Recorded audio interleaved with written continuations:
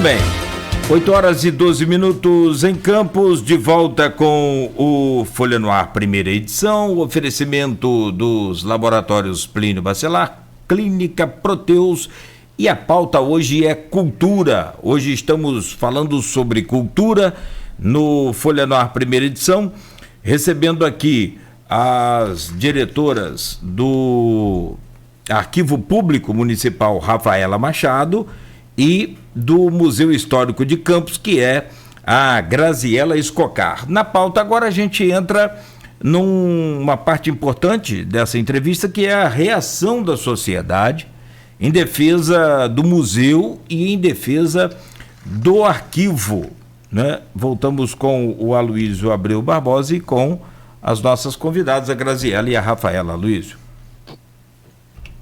Na verdade, eu fiz até essa analogia na matéria com Cristina.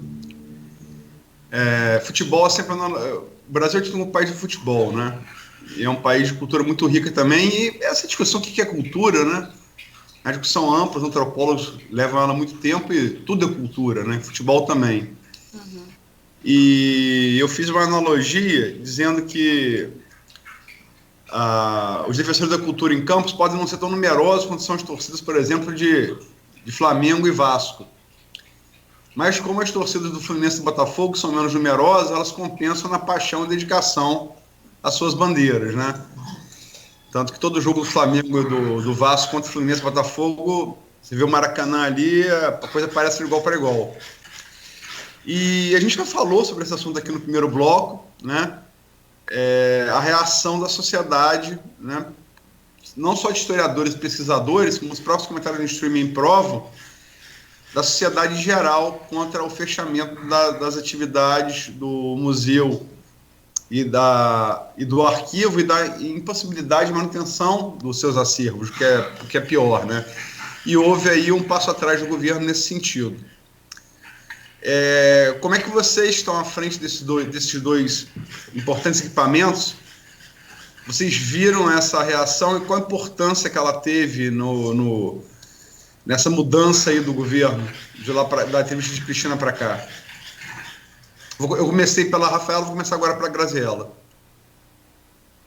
Então, são 8 anos que eu estou à frente do museu. Na verdade, o museu vai fazer aniversário dia 29 do próximo mês, e realmente foi uma transição interessante, foi uma mudança interessante. Participei de um governo inicial do qual não tinha muito diálogo, então nesse sentido eu parabenizo a Cristina se colocar à disposição e colocar a cara a tapa, vir aqui no programa, responder nossas perguntas, porque isso antes eu não via, sabe? Até o que os agentes culturais do município sabem, porque a outra presidente foi chamada na ocupação do Teatro de Bolsa e ela não compareceu, né? Então, a Cristina realmente ela se coloca muito à disposição de diálogo, ela sempre conversa. Nesse momento agora de pandemia, no qual as instituições estavam fechadas, a Cristina sempre entrou em contato comigo, enfim. Então, são governos diferentes nesse sentido, o diálogo é muito mais aberto, me sinto muito mais livre nesse governo para pensar e criar, sem, às vezes, passar tudo para a Cristina, às vezes a fundação e a Cristina fica sabendo quando eu já estou lá quase preparando, já está saindo do forno já. Então a Cristina realmente dá carta branca nesse sentido, ela confia no meu trabalho, então eu fico muito contente em trabalhar dessa forma. É libertador também trabalhar dessa forma, né? E eu sempre tive uma preocupação, na verdade, que foi o Carlos Freitas que me passou essa questão, né? Colocar o museu acima de política.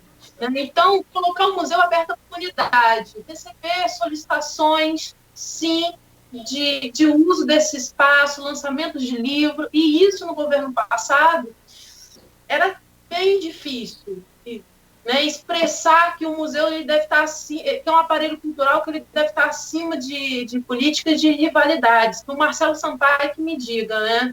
Ele sabe disso, ele acompanhou isso no governo passado, das dificuldades que às vezes eu encontrava em receber alguns agentes culturais no próprio museu, por conta desses impasses políticos, mas neste governo eu encontrei uma liberdade bem maior, né? Como eu digo, a Cristina me dá carta branca nesse sentido. Fico muito agradecida de desenvolver as ações que eu não penso politicamente, eu penso na população, no que a população precisa saber, no que a população precisa usar desse espaço, a comunidade no entorno do museu, e fico contente também do museu ser reconhecido assim. Eu acabo não utilizando muito essa fala, porque seria minha fala, né? Mas o sistema de museus reconhece o Museu Histórico de Campos como mais aberto à comunidade, né? E agora, com o aniversário do museu, eu pretendo trazer a Luciane Figueiredo, que é a superintendente do sistema de museus, para falar um pouquinho sobre como que o sistema de museus do Estado do Rio de Janeiro observa essa instituição. Então, é isso. Rafaela, primeiro, Graziela, eu sei que você é Botafogo, mas esse painel seu é rubro-negro, né? Você está gostando, né, Luiz? Então, foi no momento, era o que eu tinha de tintas disponíveis no momento, mas eu sempre vou variar aqui. É porque aqui a luminosidade é bem melhor. Eu acho que há uma mensagem subliminar nas cores do seu painel, mas enfim. Rafaela, falamos aqui, a Graziela citou o nome ela participou do governo anterior, citou a presidente da fundação anterior, não citou o nome, acho bom de citar, é a Patrícia Cordeiro. A gente fala num nome, cita alguém, o diretor de redação da Folha da Manhã, eu gostaria que falasse quem é, sou eu, a Luísa Abreu Barbosa. O prefeito de Campos é Rafael Diniz, o atual presidente da fundação, a Cristina Lima. E Grazi também falou do aniversário, está programando para o aniversário do museu. O arquivo passou agora para um aniversário sem poder, né, fazer comemoração devida, porque estava fechado por conta da pandemia.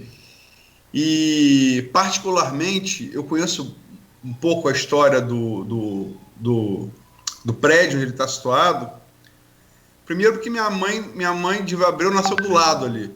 Ela nasceu do lado do solar. Né? Os pais dela moravam do lado, ali em Goitacazes, em Tocos.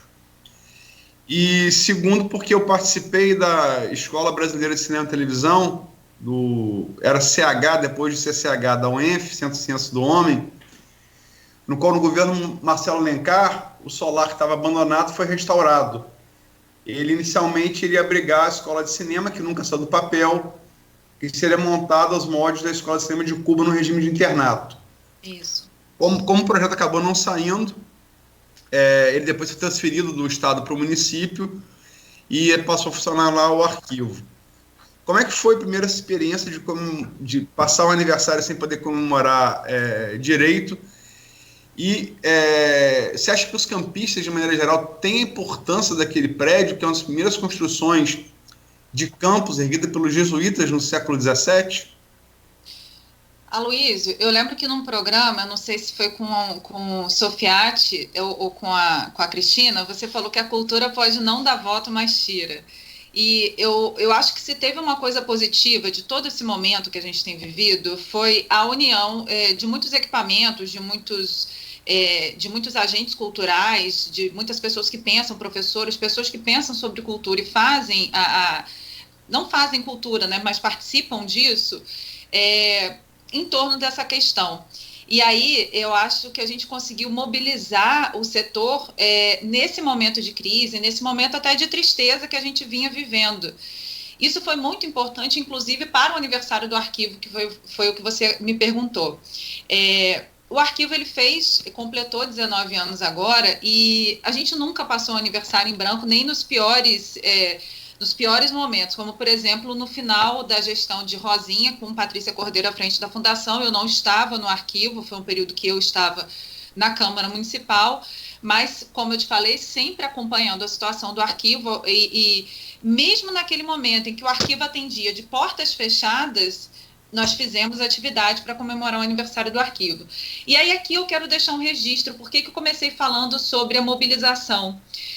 A equipe do arquivo, e eu vou continuar falando da equipe do arquivo, os RPAs e os estagiários, porque poucos têm mencionado os estagiários, mas os estagiários, eles são essenciais na manutenção e na sobrevivência dessas instituições. da prefeitura como um todo. Esse pessoal é que foi lá e falou, não, nós vamos fazer o aniversário do arquivo, porque toda a programação, tanto do arquivo quanto do museu, ela havia sido cancelada. Toda a programação virtual que nós vimos fazendo, as lives, os podcasts. Então, nós fizemos uma live comemorativa, mas para registrar o aniversário do arquivo, mas deixando muito claro que aquilo dali era uma forma de agradecimento que a equipe do arquivo, que apesar de estar desligada no momento, queria dar às pessoas. Era uma forma de presentear todo o apoio que a gente tem recebido, e houve essa mobilização das pessoas que trabalham comigo, tanto é que a gente fez questão de fazer um banner com o rosto dessas pessoas que atualmente trabalham, embora não sejam só elas, né? A gente tem 19 anos de história. E outra coisa muito importante, e que a gente já vem construindo no trabalho do arquivo, e eu acho que tem dado muito certo, e é por isso que o arquivo tem ganhado muita visibilidade, Aloysio, é entender que ali a gente não tem só uma riqueza. Ali a gente não tem só o arquivo que cuida da documentação do Norte e Noroeste, porque a gente não cuida só da documentação de Campos, os municípios vizinhos também têm uma responsabilidade sobre essa documentação. A gente está falando da Capitania da Paraíba do Sul, antes a Capitania de São Tomé, então a documentação do Norte e Noroeste está aqui com a gente. A gente tem documentos de 1640. Uma riqueza é o arquivo, mas outra riqueza é o solar do colégio, que você acabou de falar. Então, a gente vem construindo um trabalho de educação patrimonial, e eu acho que a educação patrimonial é uma das salvações desse país, eu realmente acredito nisso, eu inclusive acho que não se faz turismo histórico, como muita gente acha que dá para fazer em Campos, sem se trabalhar a educação patrimonial. E a gente vem batalhando a educação patrimonial para falar sobre o solar do colégio, e eu acho que é isso que, em longo prazo, vai tornar, de fato, esses equipamentos culturais, esses edifícios, esses solares mais conhecidos dos campistas. Vou fazer algumas perguntas aqui do grupo, tem perguntas no streaming, perguntas também no grupo. Começa com uma pergunta do grupo aqui, do grupo do WhatsApp do programa. É do estudante de Direito, o Marco Alexandre Gonçalves, da UF Niterói. Campista, estudante da UF Niterói. E tem a ver com um paralelo aí que se faz muito da pandemia que está vivendo agora da Covid-19, com a da gripe espanhola, né, influenza H1N1, que entre 1918 e 1920 matou muita gente no mundo, foi estimativa até de 100 milhões de pessoas. E, inclusive, em Campos, a minha bisavó paterna, Dona Capitolina, morreu jovem ainda. Ela morava em cima do prédio da Ilha de Apolo, morreu de gripe espanhola. A mãe da mãe do meu pai, né? E ele faz uma pergunta aqui nesse paralelo entre gripe espanhola e Covid. Se vocês são duas historiadoras, eu vou fazer pergunta a ambas. Começo pela Graziella. Queria saber dela se tem algum registro, em caso positivo, se poderiam comentar, sobre a repercussão da gripe espanhola em Campos no início do século passado. Então, as maiores fontes seriam os jornais que estão no arquivo público de Campos, né? Mas no momento, como a gente não está tendo acesso a essa documentação, eu tenho lido algumas referências históricas aqui da cidade, e o Hervé Salgado, ele fala sobre isso, Júlio Fredi comenta também. O Hervé é mais empático nesse sentido. Ele fala sobre 1918, fala uma curiosidade que eu gostaria muito de ter acesso aos jornais da época, a notícia. Ele fala muito sobre a notícia, ele fala que houve uma epidemia, sabe, Luiz, dentro das redações dos jornais, porque os jornalistas consultavam a população, né? Então houve uma epidemia, e eles chamavam essa epidemia de bailarina, né? Eu queria saber por quê. Enfim, ele comenta sobre a chegada da epidemia da gripe espanhola em maio de 1918 em Campos, e a diminuição já em novembro do mesmo ano em Campos. E ele também comenta sobre uma coisa bem interessante sobre...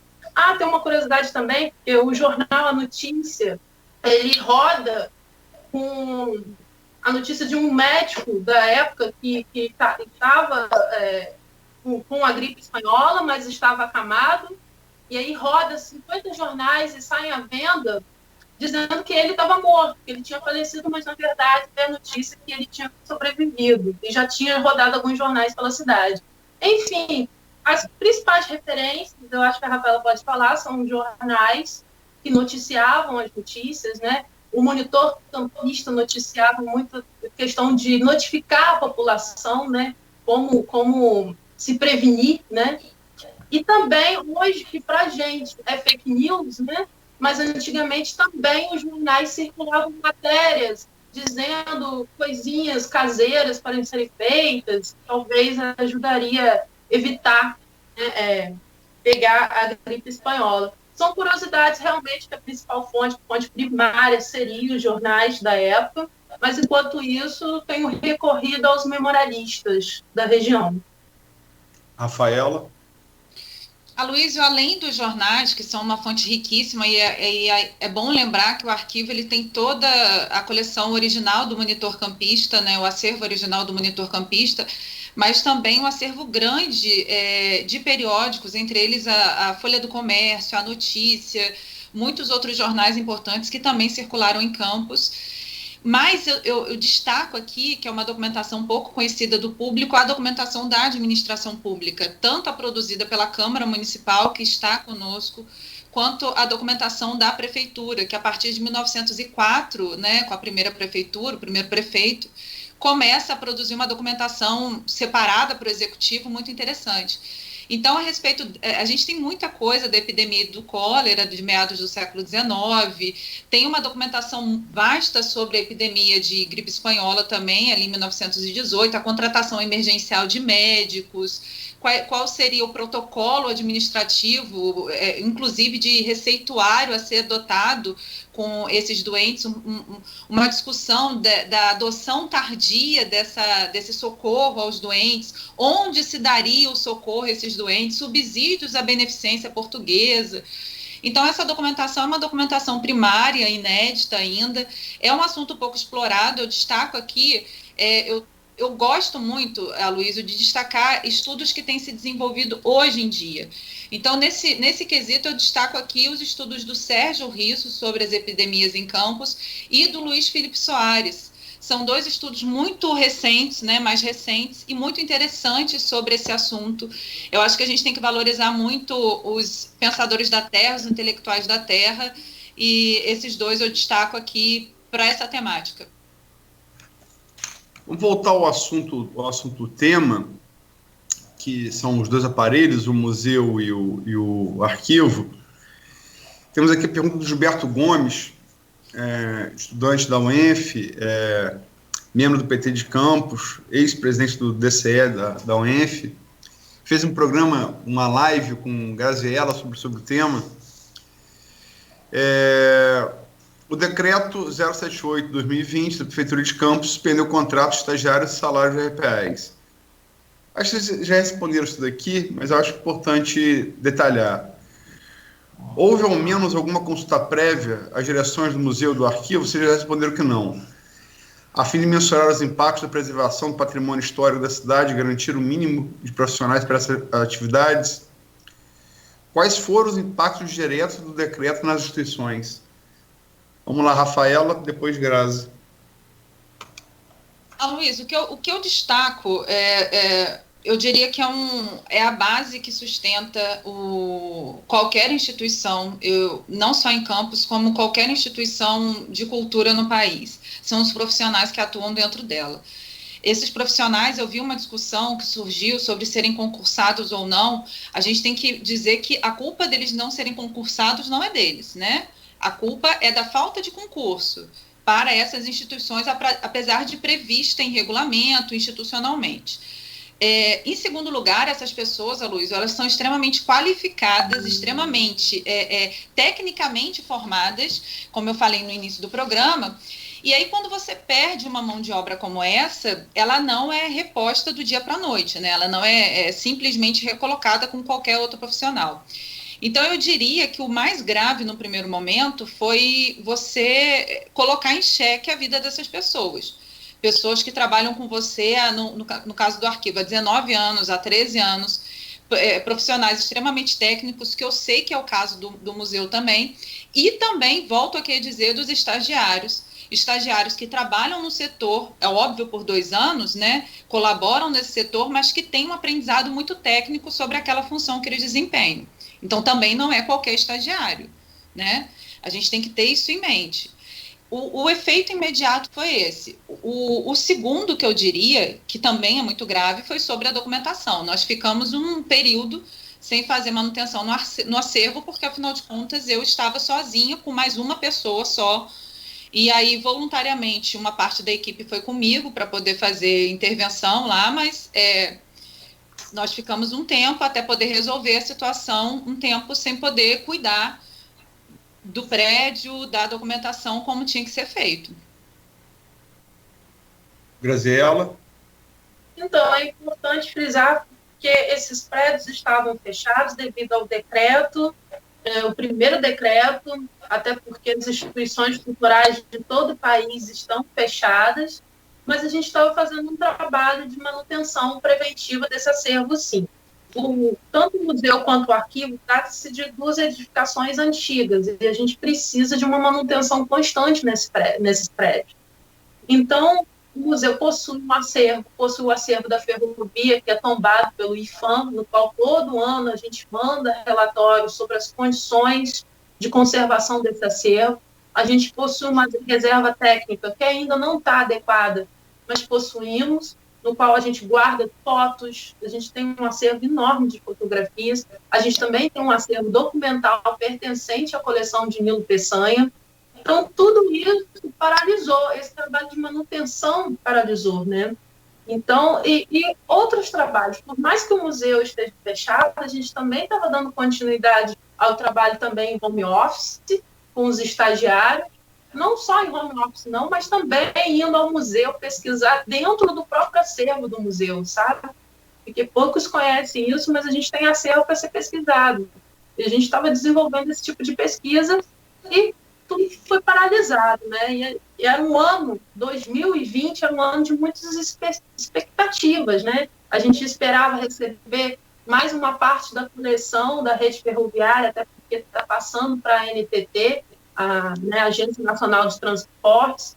Então, a gente iria receber esse acervo no museu, a gente estava fazendo adequação de espaço, pesquisa sobre esse acervo, e, de repente, todas as nossas ações foram interrompidas, suspensas, os funcionários não puderam ir ao museu. Quando eu falo não puderam, no sentido de que, mesmo com o decreto do dia 6, muitos se colocaram à disposição. E quando você perguntou, Luísa, sobre a questão da luta de classes, eu penso da seguinte forma: se talvez a prefeitura dispensou esses funcionários, eu digo de forma geral, os RPAs de toda que atendem a municipalidade, e não deram satisfação, por mais que eles possuem quase 5 meses de salário atrasado, eu me sinto bem responsável como funcionário do museu. Eu me sinto responsável em dar uma resposta a eles sobre a questão, mesmo os que não estão hoje comigo, que só tem poucos hoje que voltaram, mas mesmo que estão em casa, eu me sinto na obrigação.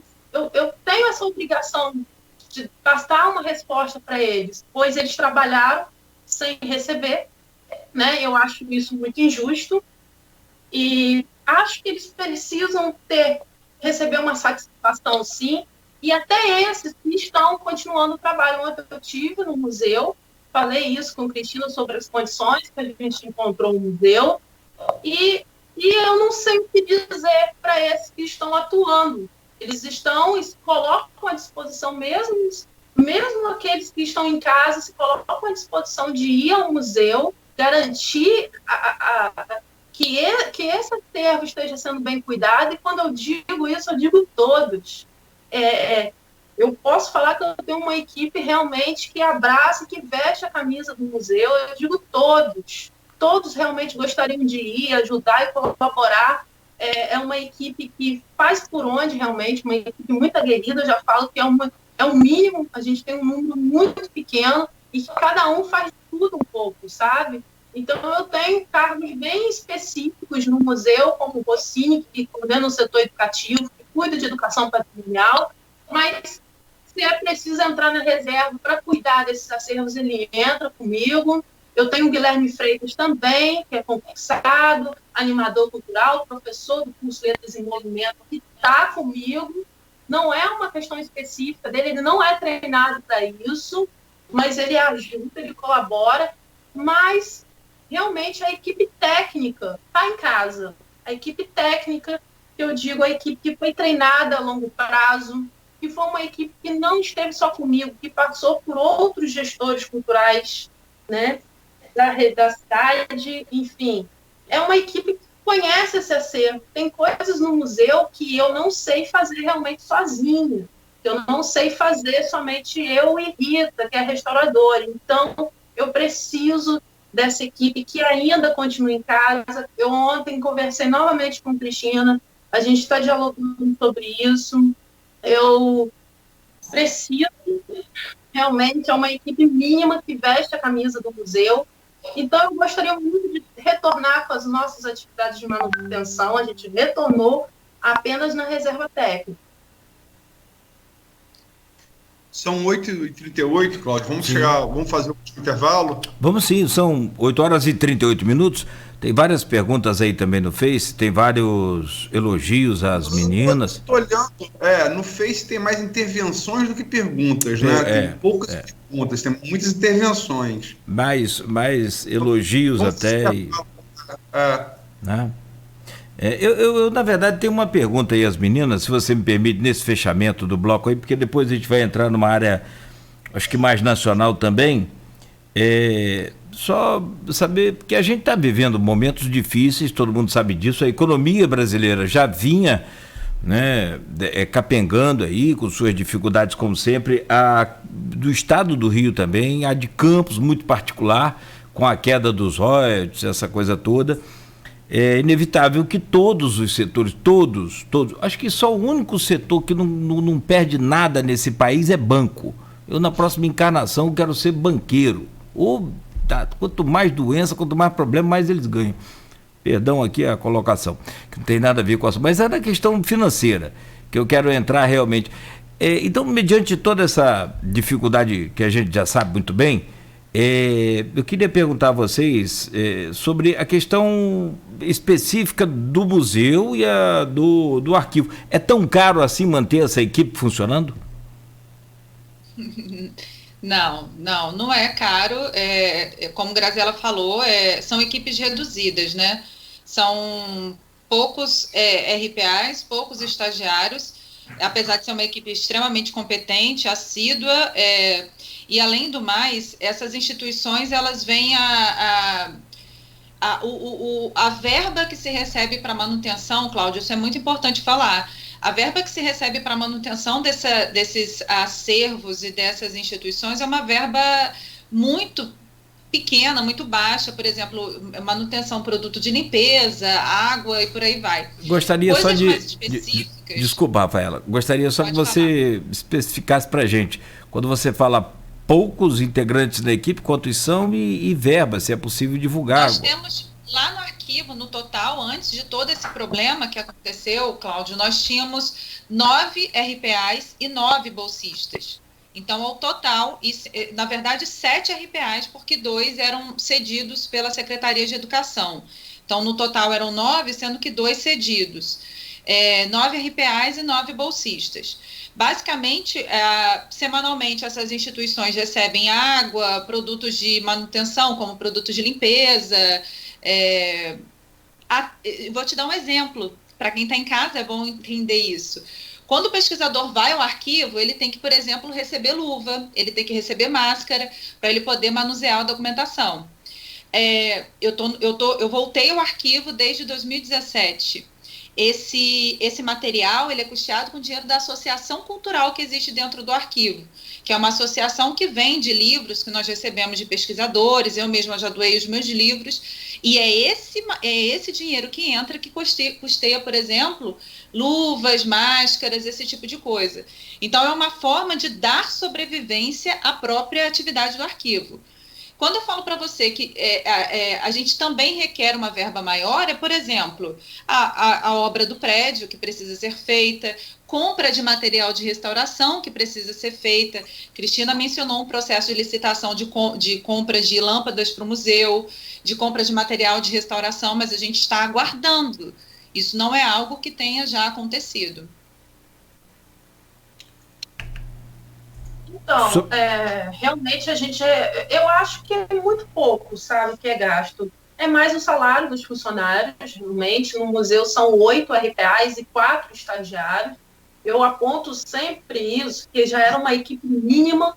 O museu já passou por 150 mil visitantes, a gente tem 4 estagiários para realizar visitas mediadas com o público. Eu acho isso muito pouco, né? Acho 8 RPAs muito pouco. Posso dizer que eu só tenho um funcionário de serviços gerais, né, que cuida da limpeza. Eu acho muita coisa para ele. Quem olha pela praça acha que o prédio é pequeno, mas ele é enorme. Ele tem um cuidado diferenciado.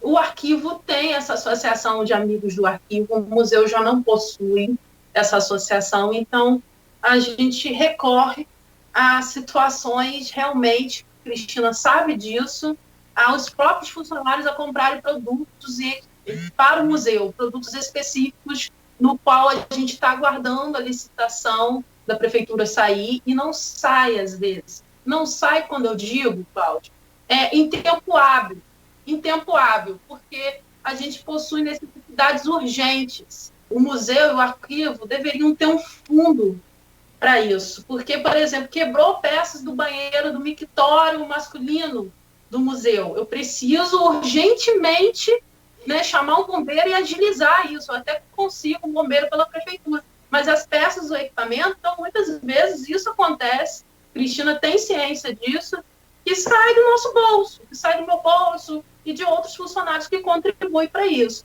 O museu tem um acervo, que tem uma tipologia diferenciada e que precisa de materiais específicos, né? E como a gente não tem associação ainda de amigos do museu, que a gente até tentou implementar, mas pela barreira financeira, né, a gente não conseguiu ir adiante, né? Então a gente acaba comprando esses produtos para dar continuidade à manutenção e essa conservação preventiva do museu. Então eu acho que é um momento também para a gente repensar esses dois aparelhos voltados para as questões da política pública cultural, né, do município. Perfeito. Bom, 8h45 então. Luiz, vamos ao intervalo e próximo bloco, né, a gente fecha com o assunto aí também pautado aqui, com outros temas também, mas a passagem da Regina Duarte na Secretaria Nacional de Cultura. É rápido o intervalo, 8h46 agora. Folha no Ar, primeira edição, tem o oferecimento dos laboratórios Plínio Bacelar e Clínica Proteus. Participe do SOS As Famílias dos Assistidos da APA.